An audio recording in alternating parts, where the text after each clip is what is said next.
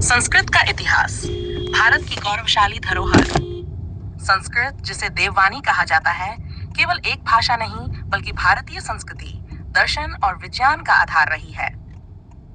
इसे दुनिया की सबसे प्राचीन, वैज्ञानिक और परिपूर्ण भाषाओं में से एक माना जाता है। संस्कृत का इतिहास हजारों वर्षों पुराना है, जिसकी जड़ें वैदिक युग से भी पहले की परंपराओं में समाई हुई हैं। इसकी उत्पत्ति, विकास, स्वर्णकाल, पतन और पुनर्जागरण का सफर भारतीय इतिहास के विभिन्न उतार चढ़ावों का गवाह रहा है। आइए इस महान भाषा की गौरवमयी यात्रा को विस्तार से समझते हैं। संस्कृत की उत्पत्ति, ओरिजिन ऑफ संस्कृत। संस्कृत का प्रारंभिक स्वरूप वैदिक संस्कृत के रूप में देखा जाता है। यह भाषा मुख्य रूप से प्राचीन भारत के ऋषियों द्वारा मौखिक परंपरा के माध्यम से संरक्षित की गई थी। एक वैदिक संस्कृत। संस्कृत का सबसे प्राचीन स्वरूप ऋग्वेद में देखने को मिलता है, जिसे लगभग 1500 ईसा पूर्व रचा गया माना जाता है। ऋग्वेद के मंत्रों में न केवल धार्मिक विषय होते थे, बल्कि इसमें खगोल शास्त्र, चिकित्सा और समाज व्यवस्था जैसी विषय वस्तु का भी उल्लेख मिलता है। पाणिनि का योगदान। संस्कृत को व्यवस्थित रूप देने का श्रेय महान विद्वान पाणिनि को जाता है। पाणिनि ने अपने प्रसिद्ध ग्रंथ अष्टाध्यायी में संस्कृत व्याकरण को अत्यंत वैज्ञानिक और नियमबद्ध रूप में प्रस्तुत किया। अष्टाध्यायी में संस्कृत के 59 सूत्रों के माध्यम से भाषा के हर नियम और संरचना का वर्णन किया गया है। आश्चर्य की बात यह है कि पाणिनि द्वारा रचित ये नियम आज भी कंप्यूटर प्रोग्रामिंग में उपयोगी सिद्ध हो रहे हैं। कात्यायन और पतंजलि योगदान। पाणिनि के बाद कात्यायन ने संस्कृत व्याकरण में कुछ आवश्यक टिप्पणियां जोड़ी। वहीं महर्षि पतंजलि ने अपने ग्रंथ महाभाष्य में पाणिनि और कात्यायन के कार्यों को विस्तृत रूप से समझाया। संस्कृत का स्वर्णकाल। संस्कृत का स्वर्णकाल लगभग 62 ईसा पूर्व से 3 ईस्वी के बीच माना जाता है।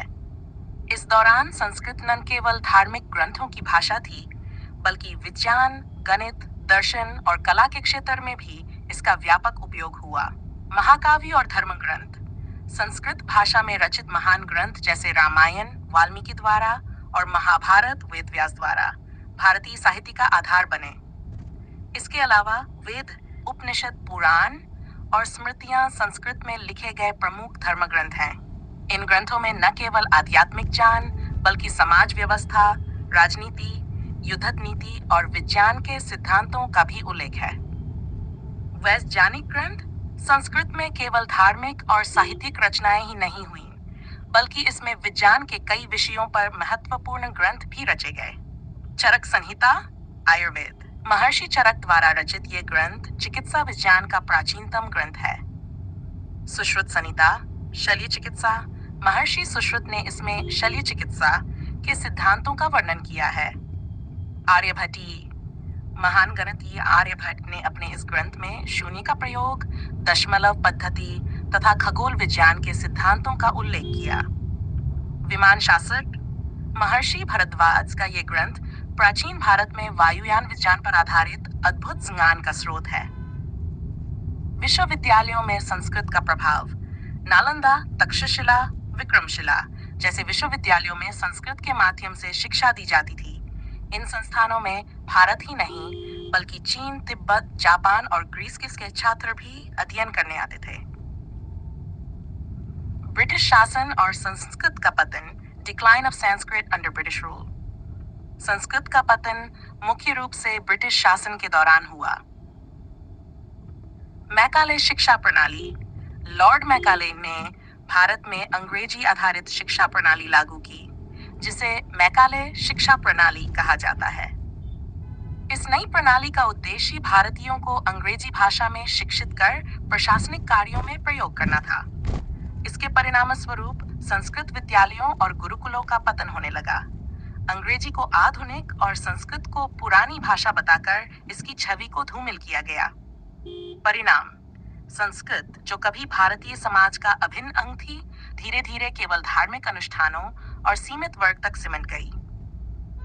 संस्कृत का पुनर्जागरण, रिवाइवल ऑफ संस्कृत। स्वतंत्रता के बाद भारत में संस्कृत को पुनर्जीवित करने के लिए कई महत्वपूर्ण प्रयास किए गए। संस्थानों की भूमिका। राष्ट्रीय संस्कृत संस्थान, संस्कृत भारती और विभिन्न गुरुकुलों ने संस्कृत को दोबारा लोकप्रिय बनाने में महत्वपूर्ण भूमिका निभाई।